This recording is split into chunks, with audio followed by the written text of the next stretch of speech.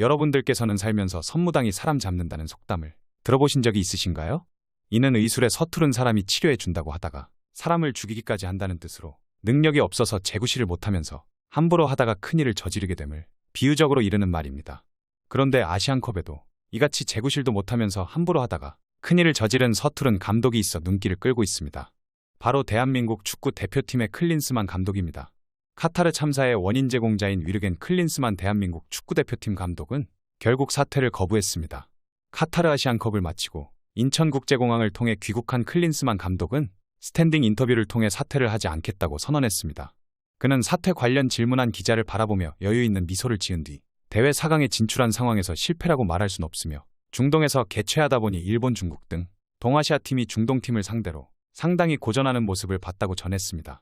그러면서 대한민국의 4강 진출을 긍정적으로 생각하며 선수들을 칭찬하고 싶다고 말했습니다. 이어 클린스만 감독은 이 팀을 이끌어 행복하고 요르단 만나기 전까지 좋은 경기 결과로 보답했으며 앞으로 다가올 월드컵 예선을 준비하는 게 상당히 중요할 것 같다고 언급했습니다. 이날 귀국 현장을 찾은 팬들은 클린스만 감독 인터뷰 도중 엿을 던지기도 했고 일부 팬은 공항을 빠져나가는 클린스만 감독을 향해 야유를 퍼부으며 집으로 돌아가라고 사퇴를 요구했습니다. 하지만 클린스만 감독은 아랑곳하지 않고 긍정적인 부분만을 강조했습니다. 요르단과 아시안컵 4강전에서 무기력하게 0대2로 참패를 당하며 국민의 염원인 64년 만에 우승에 실패한 후 사퇴를 거부했던 클린스만 감독은 귀국길에도 심경 변화는 없었습니다. 투잡 논란과 잦은 외유 논란, 그리고 무전술 비판에 아시안컵 참사를 더한 클린스만 감독은 2026년 북중미 월드컵에 도전하겠다는 뜻을 굽히지 않았습니다. 클린스만 감독은 대표팀이 성장하고 발전한 부분이 많다며 어린 선수들이 팀에 조금씩 합류시키고 앞으로 다가올 북중미 월드컵을 바라보고 싶다고 언급했습니다. 마지막으로 클린스만 감독은 다음 주 중 휴식차 한국을 떠날 계획이고 매번 말하지만 대표팀 감독은 소속팀 감독과 다르다며 다른 생각을 갖고 지속적으로 나에게 그렇게 말하고 있지만 내가 일하는 방식은 바뀌지 않을 것이라고 당당하게 말했습니다. 클린스만의 이 같은 발언은 국민들을 화나게 만들고 있습니다. 온라인 커뮤니티에는 누리꾼들의 성난 반응이 연이어 올라왔는데 전술 없는 감독은 필요 없다는 등 위르겐 클린스만 감독을 향한 비판 글뿐만 아니라 정몽규 대한축구협회 회장에 대한 비판 글도 쉽게 찾아볼 수 있습니다. 검증된 파울로 벤투를 물리치고 데려온 사람이 위르겐 클린스만이라며 이것이 대한축구협회의 능력이라는 지적이 많았습니다. 실제로 한국 대표팀 최장수 감독이었던 전임자 벤투는 한국의 시스템을 심었습니다. 카타르 월드컵에서 한국은 우루과이 중원과 미드필드에서 정면 대결을 펼쳐 밀리지 않았습니다.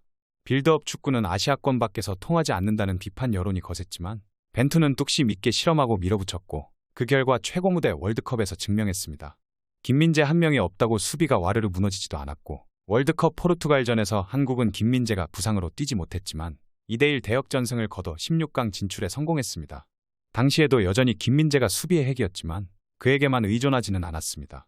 적어도 벤투는 K리그에서 폼이 좋은 선수들을 꾸준히 실험하고 선발했습니다. 하지만 벤투는 한국을 월드컵 16강으로 이끌었음에도 재계약에 실패했습니다. 4년 뒤 북중미 월드컵까지 정권을 원한 벤투와 아시안컵 성적을 보고 계약 기간을 연장하겠다는 축구협회가 이견을 보였습니다. 이는 일본을 월드컵 16강으로 이끈 모리아스 하지메 감독에게 2026년까지 지휘봉을 넘긴 일본 축구협회와는 대조적 행보입니다.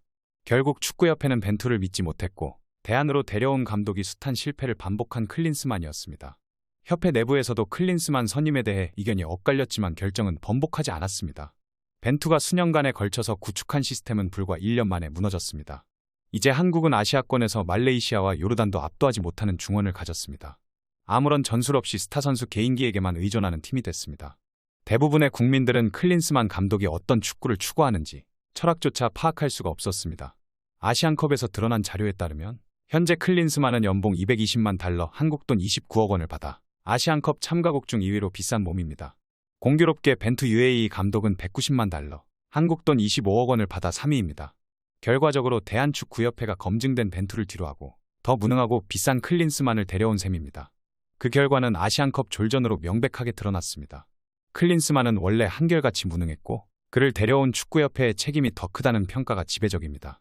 카타르 현지에서 대회 시작 전부터 한국에 높은 관심을 보였던 외신 기자들은 일제히 위르겐 클린스만 감독을 한국의 우승 실패 원인으로 꼽았습니다. 이라크의 기자는 한국이 아시아를 대표하는 손흥민을 비롯해 황희찬과 김민재 그리고 이강인 등을 보유한 팀이지만 이번 대회 보여준 경기력은 내내 실망스러웠다면서 요르단을 상대로 조별리그에서 고전했는데 준결승전에서도 달라지지 않았으며 전술적으로 발전이 없었다고 비판했습니다. 이어 가장 큰 문제는 팀을 지도하는 감독이고 클린스만 감독은 이번 대회 내내 영민한 모습을 보여주지 못했으며 실점하면 그때야 변화를 주는 등 수동적이었고 한국 탈락의 가장 큰 책임은 클린스만 감독에게 있다고 주장했습니다. 이란 매체 풋볼아이넷의 기자도 한국의 문제는 감독이라면서 파울루 벤투 감독 시절에 한국은 무서웠는데 지금은 어떤 팀이라도 주눅 들지 않고 상대해 볼 만한 상대라고 생각한다고 주장했습니다. 이렇게 전 세계인들에게 무능을 인정받고 있는 클린스만은 자신의 향후 계획에 대해서도 언급했습니다. 다음 주쯤 출국해 짧은 휴식을 가지고 손흥민과 이강인 그리고 김민재 등을 체크할 예정이고 일하는 방식에서 지속적으로 말하지만 많은 출장을 다니고 프로팀과 다르게 일해야 한다고 강조했습니다. 결국 지속적으로 어차피 핵심 선수인 손흥민과 이강인 그리고 김민재를 매번 보러 가는 것이 의미 없다는 여론을 무시하고 자신이 원하는 대로 유럽을 돌아다니며 재택 근무하는 방식을 고수하겠다고 밝힌 것입니다. 자연스럽게 여론은 아시안컵에서 졸전을 거듭하고도 천하태평인 위르겐 클린스만 감독을 경질해야 한다는 목소리가 고조되고 있습니다. 하지만 위약급이 문제입니다. 클린스만 감독은 2023년 3월 대한축구협회와 계약을 맺었고 계약 기간은 북중미 월드컵이 끝나는 2026년 7월까지입니다. 클린스만 감독의 구체적인 계약 조건은 공식적으로 알려지지 않았지만 축구계에서 그의 연봉이 약 29억 원에 이르는 것으로 파악하고 있습니다. 2022 카타르 월드컵 16강 진출을 이끈 파울루 벤투 전임 감독의 연봉이 약 18억 원 정도였음을 감안하면 10억 원 이상 많은 금액입니다. 감독이 자진 사퇴를 하게 되면 위약금은 발생하지 않습니다. 반대로 보통 계약 기간이 남은 감독을 해임할 때 협회나 구단은 위약금을 지불하는데 구체적인 계약 조건에 따라 달라지지만 일반적으로 위약금은 계약 기간 동안의 자녀 연봉이 됩니다. 클린스만 감독은 요르단과 4강전 패배 후 자진 사퇴 의사가 없음을 분명히 했기에 그가 지휘봉을 내려놓으려면 대한축구협회가 경질 통보를 하는 것이 유일한 길입니다. 클린스만 감독은 지휘봉을 잡은 지 채 1년도 되지 않았고 아직 계약 기간이 2년 6개월이나 남았습니다. 앞으로 대한축구협회가 지급해야 할 자녀 연봉은 단순히 계산해도 대략 72억 원 이상이고 여기에 클린스만 감독이 데려온 코칭 스태프에 대한 위약금까지 더하면 100억 원이 훌쩍 넘어갈 전망입니다. 막대한 위약금으로 주고 해임하더라도 새로운 감독을 데려오려면 또 그만큼의 돈이 들어갑니다. 대한축구협회로선 단순히 감정적으로 감독 거취를 결정하는 것이 쉽지만은 않습니다. 그럼에도 축구계나 팬들은 위약금을 감수하더라도 클린스만 감독을 경질해야 한다는 목소리를 내고 있습니다. 박문성 축구 해설위원도 최근 인터뷰에서 지금 위약금이 얼마인지 어떠한 비용이 따를지는 모르겠지만 어찌 보면 지금 적게 막을 수 있는 것을 나중에 너무 크게 막을 수도 있다고 지적했습니다. 축구 전문가들은 물론 정치권에서도 연일 비판의 목소리가 이어지는 중인데 홍준표 대구시장은 자신의 SNS를 통해 클린스만 감독 경질을 거듭 촉구하며 위약금이라도 주고 해임하라고 주장했습니다. 하지만 그 위약금은 잘못 계약한 정몽규 축구협회장이 물어내라고 강조했습니다. 그러면서 무능과 무기력이 입증된 감독에게 차기 월드컵 지휘봉을 맡길 수 있겠냐면서 외국인 코치라면 사족 못 쓰는 한국 축구의 사대주의는 이제 버려야 하며 우리도 이제 세계적인 지도자가 즐비하다고 주장했습니다. 홍 시장은 전날에는 우리나라 축구 선수들이 세계적인 수준에 올라가 있고 박항서 감독 등 능력이 출중한 감독들이 즐비한데 왜 축구협회는 막대한 연봉을 지불하고 외국 감독들만 데리고 오려고 하는지 그 이유를 잘 모르겠다고 지적하기도 했습니다. 한편 대한민국 축구 대표팀의 주장인 손흥민은 SNS를 통해 제가 주장으로 잘 이끌지 못해 죄송하다는 소감을 남겼습니다. 전날 요르단과의 경기에서 패하자마자 영국 런던으로 복귀해 토트넘 후스퍼 팀에 합류한 손흥민은 이날 SNS를 통해 많은 분들이 기대해 주셨던 아시안컵 대회를 치르면서 온통 경기에만 집중하다 보니 감사 인사가 너무 늦어졌다며 경기를 마치고 런던으로 돌아오는 발걸음이 무겁고 아쉬웠지만 잘 도착했다고 전했습니다.